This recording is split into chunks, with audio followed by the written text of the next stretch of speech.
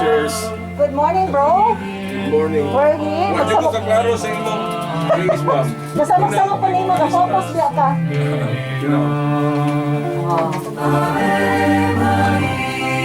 Asa man ni mo na kuan Brad kanina palit.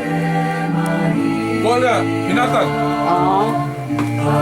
Gamis ba shooting na to. God bless your kuan. Ay, si Ma'am Dan. Di ba ba ka naman ganyan? Kailangan mo. Bahala di ako kailabas. Supporter ni na ako sa tuhan. Sige, nag-like. Dili pa na po. Yes, dali. Ay, sige, makapa. Picture Salamat na. ha. Sige, ando rin sa mga aron. Makita mo sa akong bisyo ka pa na. Sige, sige. Ah, malaki. Dilo, just papa din. Dapat ihinsog na permi, pinaagi sa pagkaon o masustansya ng pagkaon. Kanaring Si Ma'am. benepisyo, tinutog ang MX3, low sodium cholesterol, fat-free. Ang MX3, modelo Mga na teachers. ang makabato. Yes, from ZNNHS, CTC, Ang MX3 capsule ay hindi ka maaari makakabiling panggamot sa anumang uri ng sakit. ZNNHS, Climate Change, goes worldwide at KSK. Mahal ka pala ng jowa mo eh. Sa sobrang tagal naming nag-quarantine. May kina-invite niyo sila, ma'am. Ay, Oh. ate, Present to you. disseminate. Para sa matibay at magaan sa Ako ka siyang ingay nga magpuan siya, mag-initiate siya, debate. Sige, ako na. Ug adlaw sa paggawa sa balay aron makalikay sa daghang tawo ug makalikay nga makakuha og virus. Usa ka pahinumdom gikan sa ACS Manufacturing, maker of Shield Bath Soap. Ito ang DXDR 981 sa Dipolog City. Basta balita at serbisyo publiko. Tatak RMN. En Fátima dolorosa mostraste el fuego infernal, pidiendo para salvarnos tu corazón veneral. Ave María, Ave María, Ave María, Ave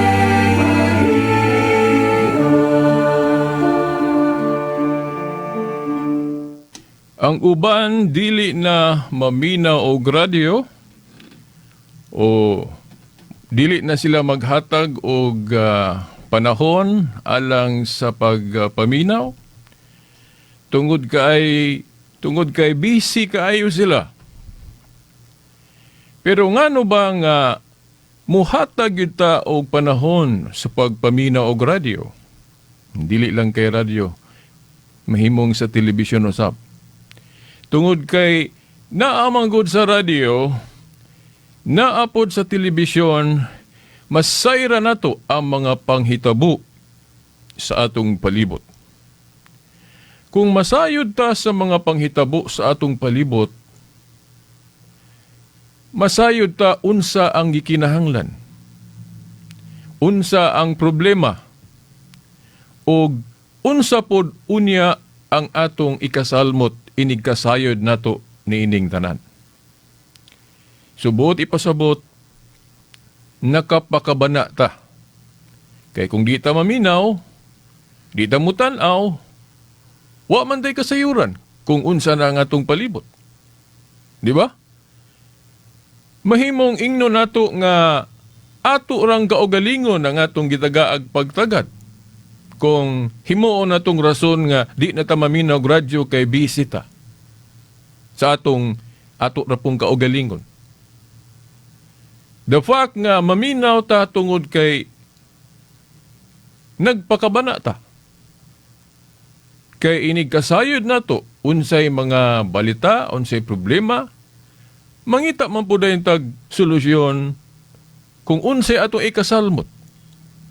Now, sa kabahin aning atong tulumanon, mahitungod ni sa pagtuo. Ug ato manggong nakita nga nagkabahin-bahin ta sa pagtuo. Daw, dili kini maayo nga talan-awon sa atong pagtuo. Tungod kay matud pa sa atong Ginoong Jesucristo, Amahan, mausaon ta sila Maingon nga ikaw ug ako usa. Particular kaayo ang atong Ginoong Jesucristo sa panaghiusa. Pero ngano ba nga nagkabahin-bahin ta? Tungod kay wala ta magparihas og sabot sa balaang kasulatan.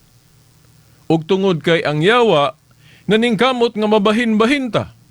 Kay siya may gustong dili matuman ang kagustuhan sa Dios. So, mahibaw-an nato sa radyo, sa telebisyon, kung naunsa ta pagkabahin-bahin. Unsay mga pagtulunan nga nakapabahin-bahin nato. Inig kasayod nato unsang mga pagtulunana, unsang nga klase o mga klase sa pagsabot kita nagkabahin-bahin, sumaw nang mangita ta og medios. Magtuon ta atong pangayuon sa Dios nga lamdagan ta ug masayod ta unsa ang lunsay gyud nga kamatuoran mahitungod sa pagtuo aron ato ni nga mapaambit bisan asa. Ug usa na niini dinhi sa radyo. Now ako kung ako lang kaugalingon mo akong gilantaw, dili na ko moari dire. No? Dili na ko moari dire. Kay sigurado naman ko sa akong pagtuo nga husto na yun. Kay ako maning gitunan. Ako ning gitunan ug daghan nga klase nga pagtuo ang akong nahinagbo. Ug nakaingon ko naa diri sa Roman Catholic Church ang fullness of the truth. Dili ko moingon nga kamong naa sa dili mga Katoliko, kamong dili mga Katoliko, dili ko moingon nga wala mo'y kamatuoran. Naasab mo'y mga kamatuoran tungod kay kanang Biblia nga inyong gigamit, gikan raman po na diri namo sa Katoliko. So kay gikan na sa Katoliko ng Biblia nga inyong gigamit, inyong gihubad, o inyong nang giangkon kay kamo may gahubad, pero dili mo makanigar sa history o kasaysayan nga ang Katoliko mo'y unang gahawid ana. So kay ang Katoliko maoy unang gahawid ana, so pwede siya makapangangkon nga siya ang tag-iya ana. Mahimo ba na, Brad? Mahimo ba na, Brad? Okay. Kana bitang yuta nga actually Diyos may tag-iya ana. Pero nganong pwede man nato himong angkunon. Di ba? Nganong naamantay mga yuta karon nga moingon ta nga ako na, imo na. Nganong makaingon man ta ana nga kumbot na hunaon nga kining mga butang sa kalibutan iya man ni sa Dios tanan, pero nganong ato mang angkunon? Tungod kay gitugot sa Dios nga kita makaangkon. Di ba?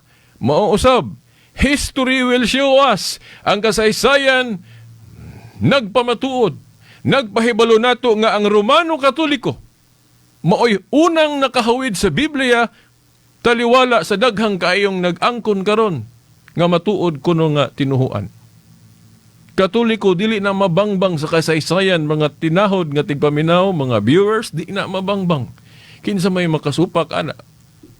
Kay kung moingon pud mo mga Hudiyo mo'y nakauna ana, kay sila maoy una, timan ana to nga ang mga Hudiyo dili na kumpleto ilang Biblia base sa atong Kristohanon nga pagtuo. Ngano man kay wala nila dawata ang New Testament, ang bag-ong kasabutan. Wala nila tuhui ang naara po diha gipanagna sa ilang kasulatan sa daang kasabutan sa Jeremias 31. Tudling 31 hangtod 32 nga maghimo ang Dios og bag-ong kasabutan nga lahi sa daan. So, unsaon pagkakumpleto? Unsaon pagkakumpleto nga masayra nato ang revelasyon sa Dios kung diha ra po tataman sa daang kasabutan? So, para makumpleto, kinahanglan tuhuan usab nato ang bag-ong kasabutan. So, kitang mga Kristohanon, kumpleto ang atong nasayran mahitungod sa Dios, sa revelasyon sa Dios tungod kay naatay New Testament. Di ba? Naatay New Testament. Pero karon diri ang problema. Nabahin ta. Now ako, kung ako lang yung gamiton ng akong kana bang right sense, kung Katoliko ang gauna sa paghawid aning Biblia, malagmit siya pod ang giauthorize sa Ginoo nga maoy final arbiter nga muhubad aning Biblia. Di ba? Kay kung bisan kinsa lang ang muhubad aning Biblia, unsay mahitabo, tanawa karon, unsay nahitabo nato. Nagkadaghan ang relihiyon o saray Biblia, lahi-lahi og interpretasyon, then matag usa mo ingon, ako mo insakto, kamo dili. Ako mo po na akong naagian unta sa una, kay mabiya man takos Katoliko. Kay nadala ko anang giingon nila nga sayop ko no ang Katoliko. Pero tungod kay wala ko mupili nga kinahanglan one-sided ra ko. Ang akong gipili nga kinahanglan maminaw ko sa matag mo istorya mahitungod aning Biblia. Ug akong nabalansi nga naa may kamatuuran sa ubang relihiyon kay gigamit nila ang Biblia ang Katoliko pero naa ang tibuok kamatuuran mahitungod sa revelasyon sa Dios sa Romano Katoliko kay siya mo'y tag-iya aning Biblia kay nagtuo ko nga siya mo'y gi-authorize sa Ginoo nga muhubad aning Biblia nga ang iyang paghubad final o definitive. Tingali mo ingon mo, kuyawa guni mo Veritas, definitive mura mag Supreme Court. Sa ato pa watay kagawasan di nga mo pa hubad pud aning Biblia kay Katoliko raman dyan final arbiter. Definitive ang iyang desisyon. Supreme Court ang iyang desisyon.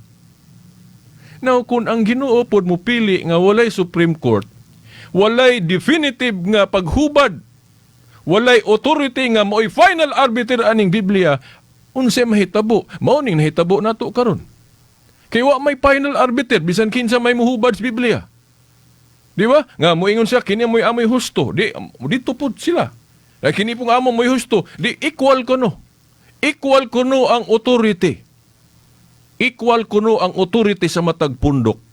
Mao na nga bisang asa ra ta nga pundok. Are you sure? Malipay ka ang Ginoo sa atong nahitabo karon nga nagkabahin-bahin ta? Ngano man sa tanang mga apostoles si Pedro mo'y ay iyang gitugyanan sa mga yawi sa gingharian sa langit. Kung tanan tumanon, puros leader. Kana ra bang tinugyanan sa Yahweh sa gingharian sa langit? Kung tan-aw na to ang Jewish tradition, buot ra ba ipasabot ana, gihimo kang representative nga mangulo. No? Tanawa tong gingharian ni David, nga sa gingharian ni David na ay hari dahil naapoy tinugyanan sa Yahweh nga kanang gitawag og prime minister. Second in command to the king. Tunin ninyo ang gingharian ni David. Nga si David hari, pero sa iyang pagkahari, naapod siya prime minister. Ang prime minister, gitugyanan og mga Yahweh, o Yahweh sa gingharian. Nga, mo represent sa king, kung ang king wala diha. Di ba? Pareha sa mayor na ay vice mayor. Kaya kung wala ang mayor, mo represent ang vice mayor. Si Kristo pagkahadi kahibalo, ang king, ang hari sa atong Kristohanon nga pagtuo, dili kahibalo mamili og iyang prime minister? Diya ta na sayop. Ngano man, klaro kay sa Biblia. Sa tanang mga apostoles, si Pedro ang iyang gitugyanan sa mga Yahweh sa gingharian sa langit nga nagsimbolo sa iyang gahom sa pag-shepherd, pagdumala sa iglesia. Kaya ang iglesia kinahanglang dunay usa nga chief shepherd, Juan 10:16. Si Kristo ang gipasabot ana, chief shepherd. Unya, sa tanang mga apostoles, kinsa ang iyang gihimong mo trabaho, anang iyang trabaho sa pagka-chief shepherd? Nganong di man ta kasabot? Nganong di man nato mapamalandungan ng Juan 15? Juan 21. Juan Kapitulo 21, versikulo 15 hangtod 17. Nga, naa tanang mga apostoles, present dito. Naa dito tanan. Taliabot na nga mo, kayab si Kristo sa langit. No? Taliabot na. Pero nga naman, nga sa tanang mga apostoles, naa manunta dito. Nagtanaw. Nga nung si Pedro ramay giingnan, Pedro, atima na ang akong mga karnero. Di ba, trabaho mo na niya? Nganong si Pedro ramay yang giingnan, buot ipasabot, si Pedro maoy representative niya. Kung wala, diha ang iyang personal presence. Sa ato pa, ang katungdanan ni Pedro, mao ang vicar of Jesus Christ. Representative of Jesus Christ. Kinsa may nagtudlo ana sa tanang mga tinuhuan karon? Only the Roman Catholic Church. Nga kanang posisyon sa Santo Papa, mao na ang posisyon ni Pedro. Ang holder of the keys, representative of Jesus Christ. So mga igsuon, ang Supreme Court, sa akong pagtuon, mutuo mog sa dili, dugay kong gabalan siya ni. Ang Supreme Court kanang naay Chief Justice. Unya, Katoliko ra may gatudlo nga sa mga apostoles naay Chief Justice. Si Pedro, kay sa ubang relihiyon, parehas ra man kuno katungdanan ang tanang mga apostoles, which is wrong. Tanan madieng mga apostoles gitugyanan sa keys of the kingdom diya sa Juan 21, katong taliabot ng mukayab si Kristo sa langit. Nga iyan ang gilig-on kung kinsay mo represent niya. Iyan ang giingnan si Pedro daan na to sa Mateo 16:19, katong tugyanan siya Yahweh. Pero ang pagpaligon ana nga gi-turn over na gyud kay katugong wala pa musaka si Kristo sa langit, makita pa siya diri, so siya pagi mangulo nga makita kay naa pa man siya. Pero sa dihang taliabot na nga mukayab siya, paingon na siya mukayab sa langit, kinahanglan iyan na gyung i-turn over ang iyang katungdanan sa pagka chief shepherd. Nasa Juan 21, 15 hangtod 17, si Pedro ang iyang gibillan sa iglesia nga dumalahon. So, mao na mga tinahod nga tigpaminaw nga lisod kay ninyo supako ng Katoliko kung makasabot mo sa Biblia, makasabot mo sa dayag yun kaayo. Mahimong musupak ka mo karon kay wala na moabot sa inyong una-una. Nga ang magisterium of the Catholic Church mao na ang Supreme Court sa Biblia diri sa yuta. Kung naa tay Supreme Court para nga dili ta mabahin-bahin kay ang desisyon sa Supreme Court definitive. Ang Diyos pakahadi kay balo ana maghimo og Supreme Court po diri sa yuta nga mo'y final arbiter na to. Kung maghisgot tag 15 husto na to. Basahan ninyo ang Juan 18. Juan 18 tudling 17 hangtod sa 18. Nga naman nga moadto pa man kuno ta sa iglesia o sa simbahan. Ang dili kuno maminaw sa simbahan sa iyang iglesia isipong maniningils buhis. Ambot pasabot ana makasasala kay sa una god ang maniningils buhis nila. Okay, tax collector nila limbungan man. Ato pa makasasala. Sumuna yung gigamit nga pulong. Ambot pasabot kung dili kuno ka maminaw sa iglesia isipon kang makasasala. So sayop ng ritsuhan ni ras Ginoo dili na maminaw sa iglesia. Di na mo sunod anang protokol nga nagtukod si Kristo og iglesia nga motuo puta sa iglesia. So, na may uban nga, Jesus Christ ra koron, di na mo simba, di na mo ato simbahan. Ya? Kay si Kristo ra kono, sayop man na. Nganong sayop na? Ngano man gatukod si Kristo og simbahan kung di na ta motahod sa simbahan? Dili na ta maminaw sa mga balaod sa simbahan. Nga, iya mang gitagaan og authority ang iyang simbahan. Unsi iyang giingon diya sa Juan 16, ang naminaw ninyo, naminaw nako, og sa amahan. Ang wala maminaw ninyo, wa sab maminaw nako og sa amahan. Buti pasabot, kana dieng maminaw ta ni Kristo, maminaw ta sa iyang simbahan. Maminaw ta sa iyang simbahan. Kay protokol man. Na mauna mga igsoon, kining tema mahitungod sa nganong Roman Catholic, ako namang gisugdan. Pero ang nahibilin 8 minutos na lang. Now, akong ipadayon o dili na ako matiwas sa sunod pagyod. Mga igsuon, nganong Roman Catholic, now ako nang na-discuss ng Catholic, kining Roman, wapag kayo na ako ma-explain o gayo.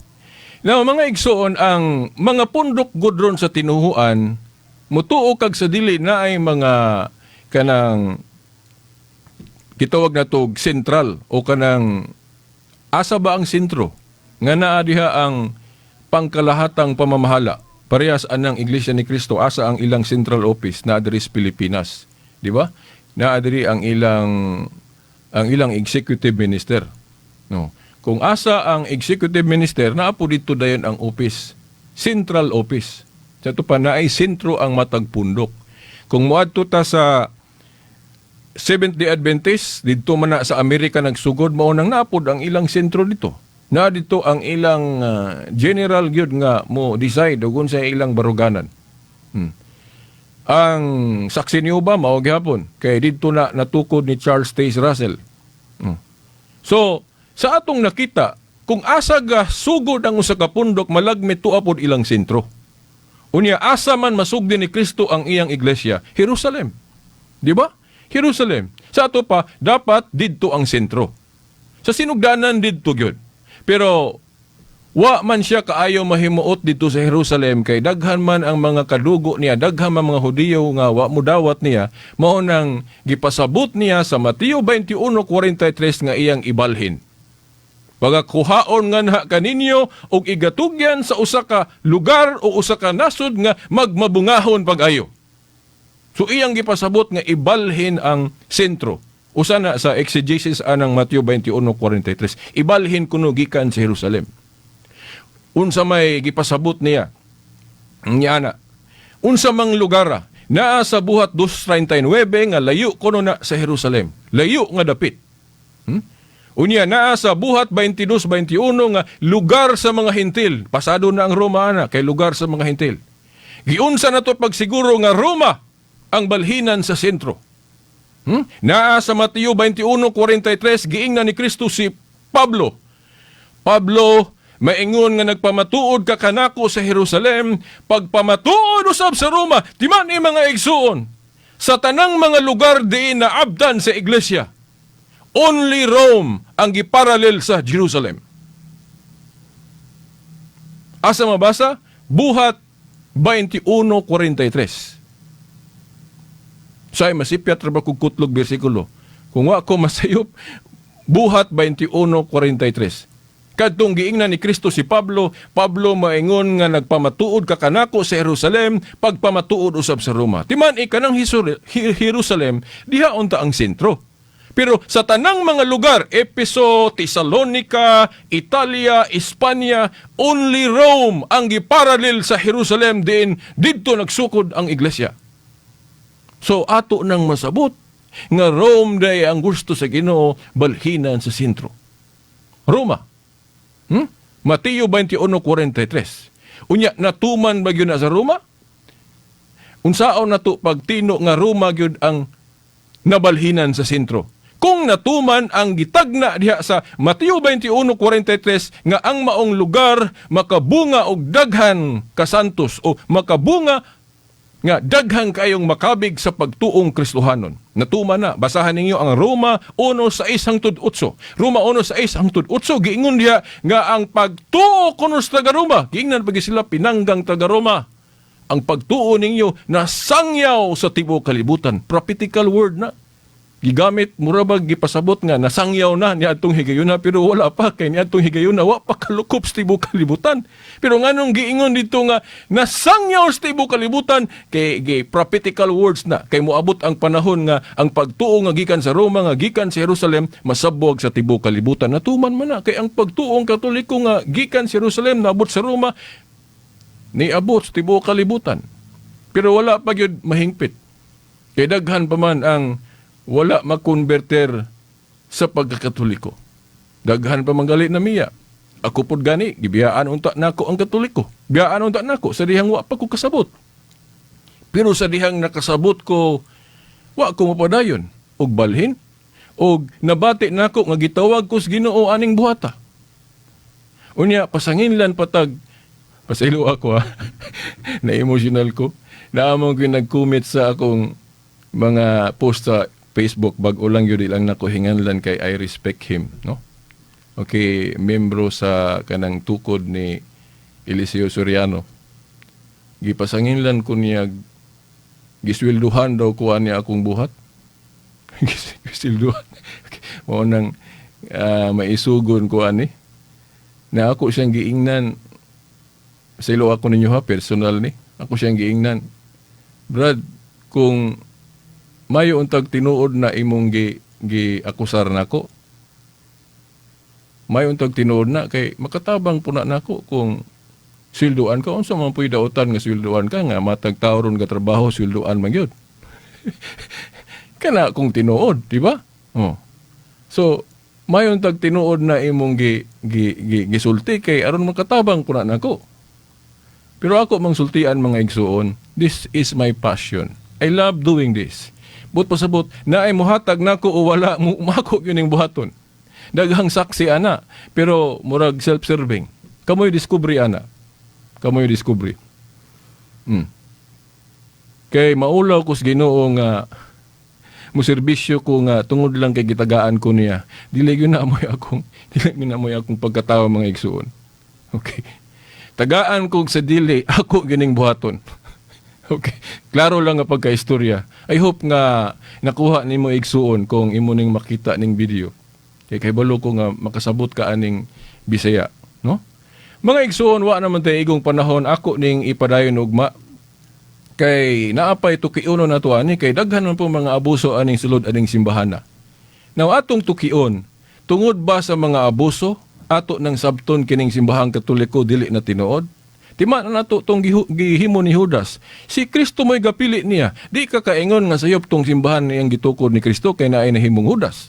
Now atang ininyo sunod Domingo pohon ang pagpadayon ni ini sa ngalan sa Amahan, sa Anak, sa Espiritu Santo. Amen. En Fátima dolorosa mostraste el fuego infernal, pidiendo para salvar